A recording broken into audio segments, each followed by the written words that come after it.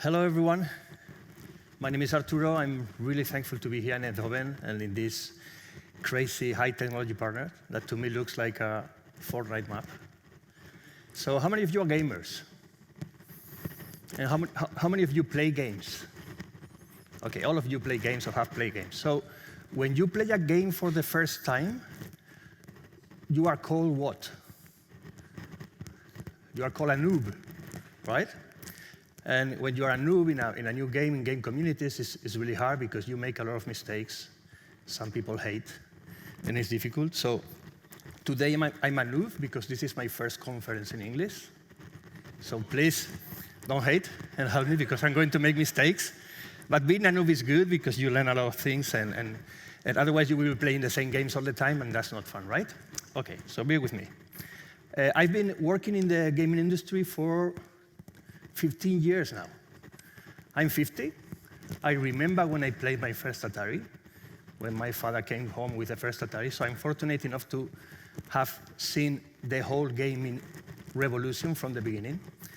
And I'm really fortunate and I'm very grateful to work in the gaming industry for 15 years because to me, play and gaming and play, it's really important. It's taking over cinema. It's been the main culture phenomenon in our century.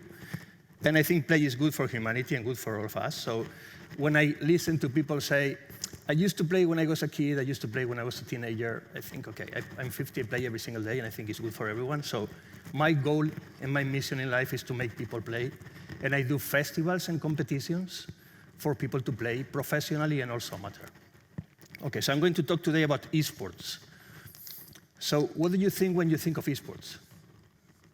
I guess by now all of you have heard about esports, and maybe you have this image, people playing games professionally. When I started, esports players were amateurs. They didn't have all this cool stuff. They were playing in very difficult situations. They had to travel all around the world with no revenues, no finance. It was very difficult, but now has become something professional. You see professional teams with trainers, with coaches, with psychologists, with nutritionists. It's becoming like a proper sport, like a professional industry. You also see this. You see some other people watching someone playing games. I remember 10 years ago, I used to go to televisions to try and sell the media rights for esports competitions. And a lot of people told me, I don't really understand how people are going to be interested in watching some other people playing games. Do you guys think the same? Is anyone thinking this? Yes? OK. So 10 years ago, it was very difficult to explain this. But at some point, I realized that the best way to explain it is if you play tennis and you like playing tennis every day, do you enjoy watching Rafa Nadal playing tennis? Well, it's exactly the same. If I play Counter-Strike, and I play Counter-Strike with my friends every day, I really enjoy watching the best Counter-Strike player in the world playing because I learn. And it's fun to watch it, right? But it's very obvious, but 10 years ago it was very difficult for people to understand. And now you see this. And you see things like this. When I started out, this was very common in Asia, in places like Korea. But now it's common everywhere. I think this is from Cologne. It's a competition called Intel Stream Masters. So some people pay 600 euros, 1,000 euros if you go to the VIP area.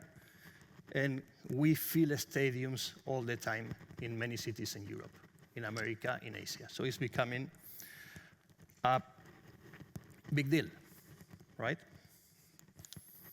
This is the cover of Sports Illustrated. And this is FaZe Clan, which is the most popular esports team in the States. So at that point, being on that magazine on the front cover was a big deal as well, because that meant that the traditional sports industry was recognizing esports as something relevant, right? And then FaZe went public, and it didn't work out. So some people started to think about hype. Okay? Another similar case, ESPN. We all know ESPN. And I think that was, I cannot see the year, I think it was 15. Again, ESPN dedicated a whole issue to esports and gaming because it was becoming the next big thing. And we had a whole League of Legends reportage in this issue. You all know League of Legends, right? Okay. But after that, and especially after COVID, we started seeing the numbers going down. And we realized, and a lot of people said, okay, the esports boom is becoming something which it wasn't as big as we thought of. And then, I don't know if you're familiar with this term, but we started calling it a sports winter. Right? So in only 10 years, from Amazon buying Twitch up to after COVID, the whole industry started to decline, apparently. So what happened? And now I'm going to share my theory, and I think what I'm going to say applies to many other industries, not only in the entertainment industry and sector, but in some other industries as well. And the goal of this talk is to try to understand how decentralization can help these things from happening, right? So we have to go to the beginning of everything, which was a LAN party. How many of you guys went to a LAN party in the 90s? Okay, cool. Right. Before the LAN parties, before we had internet, we had the real beginning of gaming with the Atari and the first arcades and the first PC gaming and all that. But then we had the LAN. The LAN, for those of you who don't know where a LAN is when we didn't have internet connection at home, or we didn't have a powerful internet connection at home, so we had to get a group of friends to a friend who has internet connection, and then create a local area network. That's why it's called LAN. And we were able to play against each other, right? A little story. I remember my father used to work in computers, and I remember going with my brother to his office, and he had a LAN, not for gaming, just for work. So there were two computers, and then my brother was there, and I was here, and I say, and I had to write hello, and my brother could read hello at the same time. That was like magic, right? So, yeah, magic. And it was maybe 35, 40 years ago. Right, so a few years after, we could play games in the LAN, okay? And then it became something bigger. And these are LAN parties. A lot of people taking the computer, taking the keyboard, taking the headset to a crazy place somewhere in the middle of nowhere to stay there for 3, 4, 5, 6 days, playing all day long, and night as well. This is DreamHack. DreamHack is based in Sweden in a place called Jönköping, and at some point had 9,000 people connected to the same LAN for, I think it was 3 days and 3 nights and 4 days. So this is where everything started and where esports started. This is another picture of the same building. This is very similar to music festivals. Remember the first music festivals in the 90s? It's the same concept. People getting together to share a passion, in this case, gaming. In the music festivals, you have also drinks. Here we have Monster and Red Bull, right? But it's very similar. And what you share in the passion is electricity and games, of course. So what we do in a LAN party, and why people come to LAN parties other than game. So it's a community-based place where we create, we participate, we play, we share, we hack, we build, we explore, we discover, and we learn. And remember this because this is important for what is coming. This is why we go to LAN parties. It's to create, it's to share. It's a community place.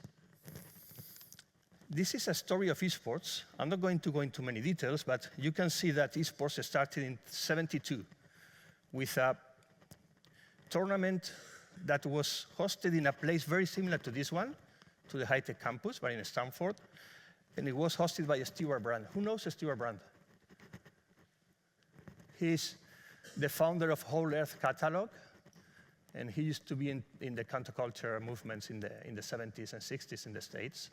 And there's a big connection between that and all the internet culture. So he created the first esports tournament. And then we can see all the steps up until the esports winter that I mentioned before. One thing that is important is that most games are mods. Mods are modifications of games that already exist. For instance, Counter-Strike is a mod, League of Legends is a mod, Dota 2 is a mod. That means that it's community created. It's not a company that creates it, but it's a group of friends who are hackers. They take a product that already exists, and they create something new. Very similar to hip-hop music, for instance. Right? Now companies are doing that, like Epic Games. Epic Games is doing that with a creative mode.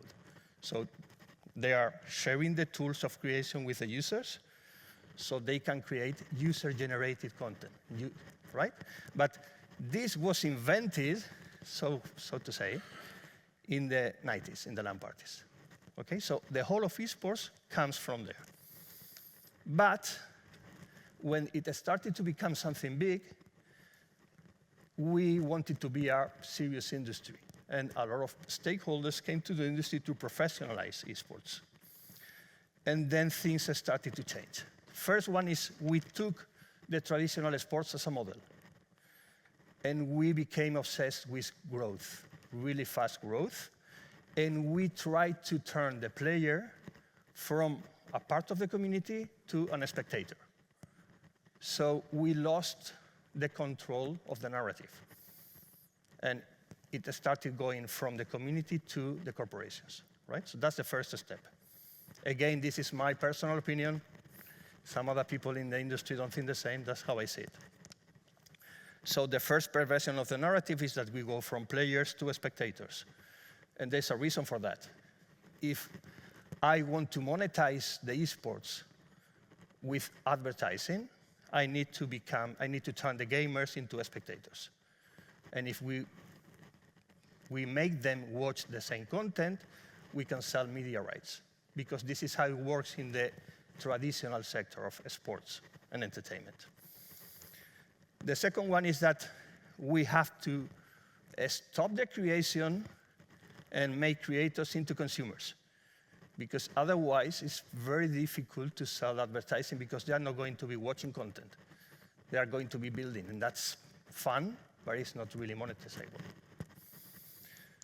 And the second one is to turn the community into a target, so we can sell the content to the people who are paying for the business, which are the advertisers. And last one, we are going from long tail to oligopoly. You know, we all know long tail.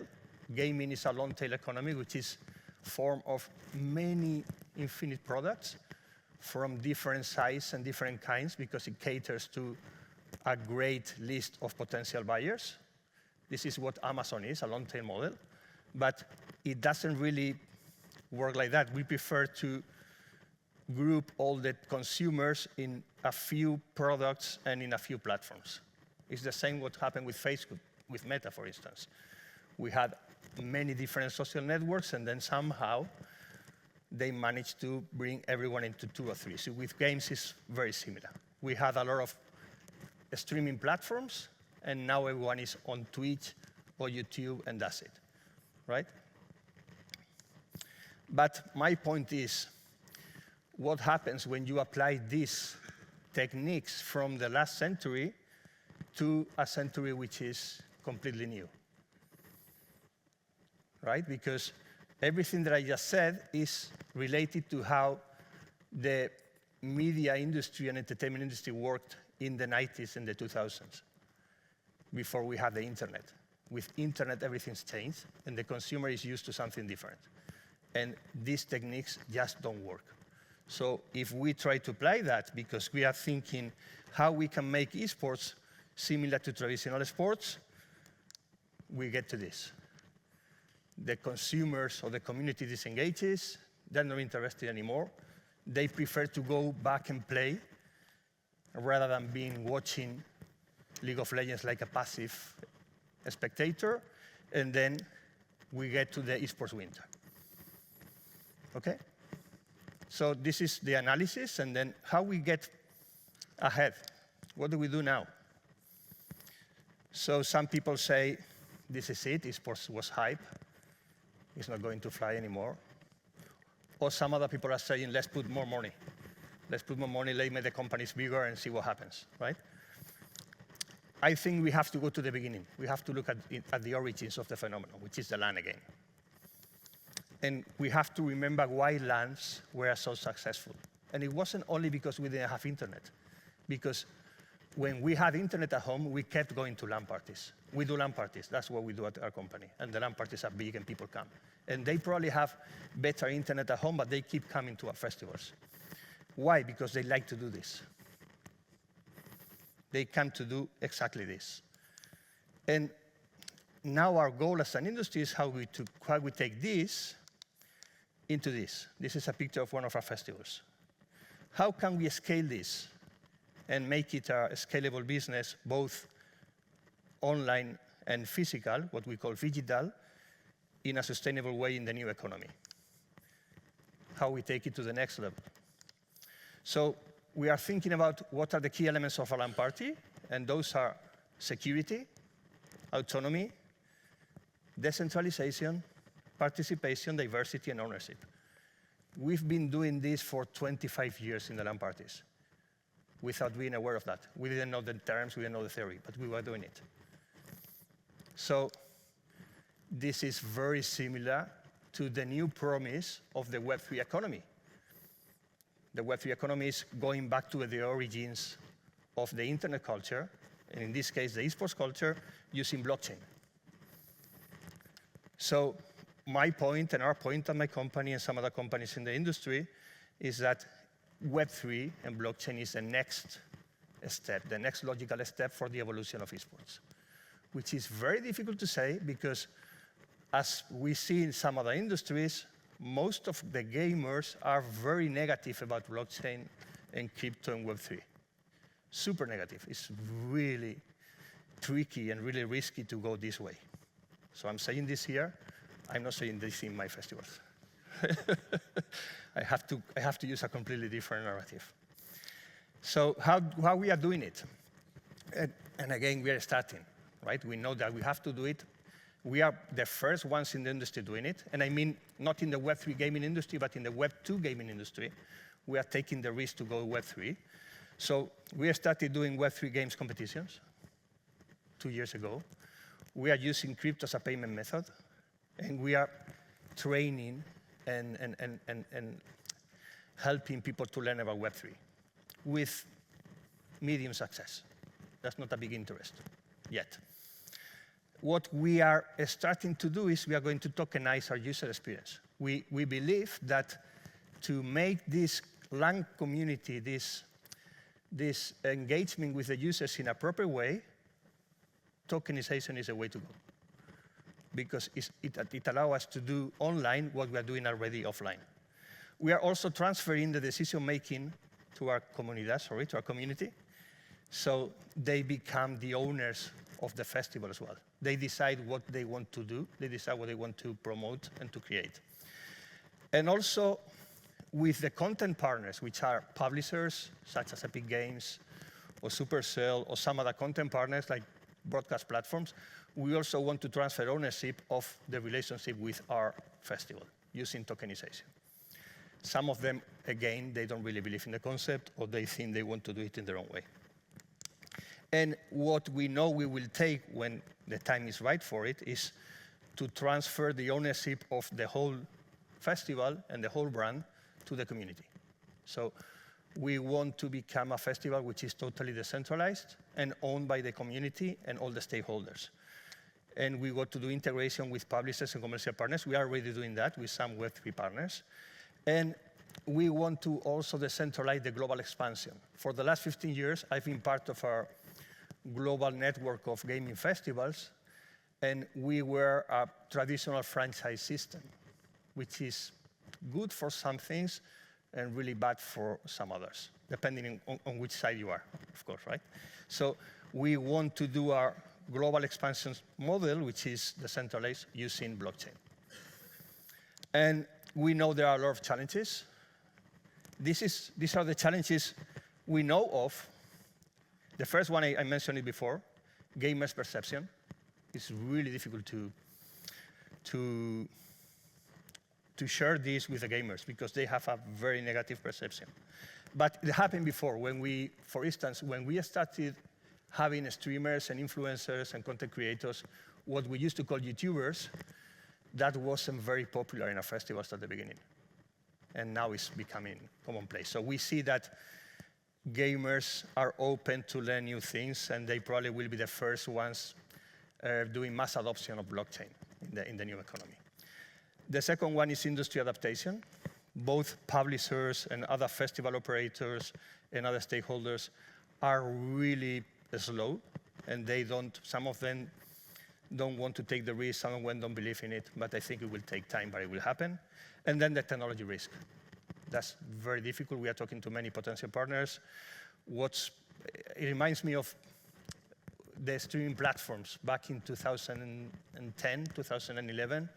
There were many streaming platforms around, and one of them won the party. It was Twitch when it was acquired by Amazon, and all the others almost died. So I see the same with the chains, right? With the blockchain. Who are you going to work with? Who are you going to partner with? Are they going to be alive in 2 years? Is this technology going to be the right one? Do you have to choose another one? So that's difficult. We are listening to experts, but we see that it's a tricky moment to do this, right? So these are the challenges, but this is like a game for us. So we love difficult games, and we enjoy the challenges, so we are very happy to be in this position. And this is it. So any questions, I will be happy to answer them. Thank you so much. I think your English was great, right? First keynotes. Yeah. I could follow it all the time. So many thanks for that. What is your favorite esports? Esports, StarCraft. StarCraft? Yes. Okay.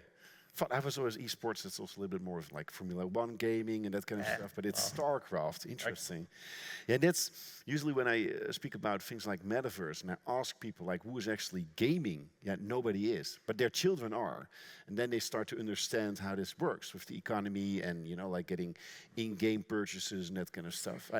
I heard that if you look at the gaming sector, then you have to combine the turnover of the music industry and the movie industry, combine it, multiply it by 4, and then you get the turnover of the gaming industry. And the gap is growing wider and wider every year.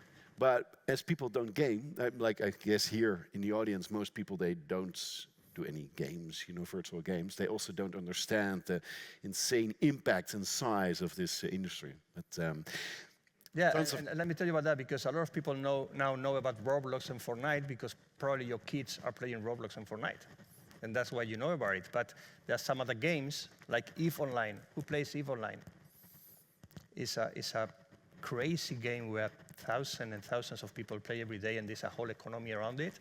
So there are many different games like Roblox and Fortnite for adults. But you have to be a gamer to know them. You have to, yeah. And there was this beautiful article, I think, in the Wall Street Journal about kids don't want cash anymore. They want Robux, right? The in-game virtual currency. All right, so there's many questions coming in. Many thanks for all the great questions. Let's light the candle. What about the compete or impress aspect in gaming and the community belonging elements? The compete. Yeah. Well, esports is all about competition, but gaming goes beyond that. If you think about why people play, we have different profile of players. We have explorers, we have achievers, we have killers. Killers is a way to say in that if you play tennis, you have to beat the other one, you have to kill the other opponent, right? So you have to win or lose. But only a few people play to compete. Most players play to do different things. Just to entertain themselves. Just to become part of a community. Yeah. And that's very similar to the Web3 community, for instance. Interesting. Now, the next question is about like many platforms conversed in Facebook, and then it become an irrelevant mess of collective chairs, resulting in a formation of other native platforms. And with that in mind, do you think merging would work? Merging platforms? Okay, what's the question? Yeah, I get it. But sorry, that was my mistake because probably wasn't explained correctly. But what we are trying to avoid is going that way. The industry was trying to go that way because if you put all the players in 5 or 6 games, it's much easier to monetize them. But if you're a gamer, you know that you have many different platforms and infinite games. And that's why that industry is so rich and so interesting.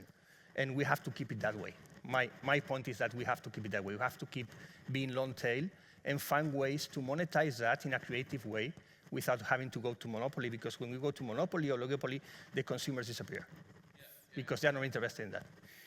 Another question, I think that's a beautiful question on convergence from gaming and blockchain technology.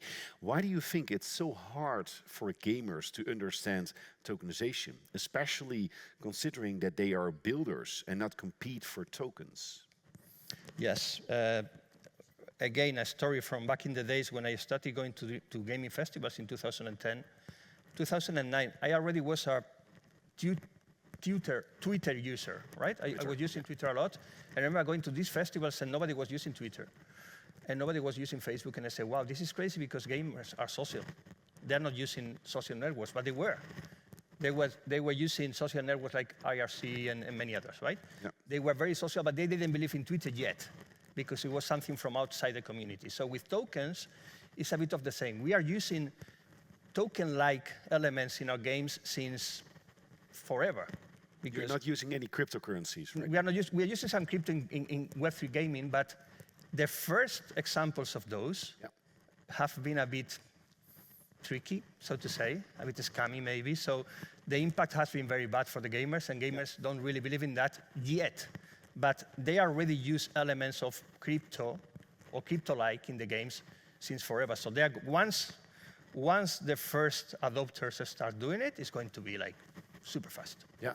Wow, I think that's a beautiful closure to your keynote. Arturo, thank you so much for joining us today. Thank you. Thank you. Thank you.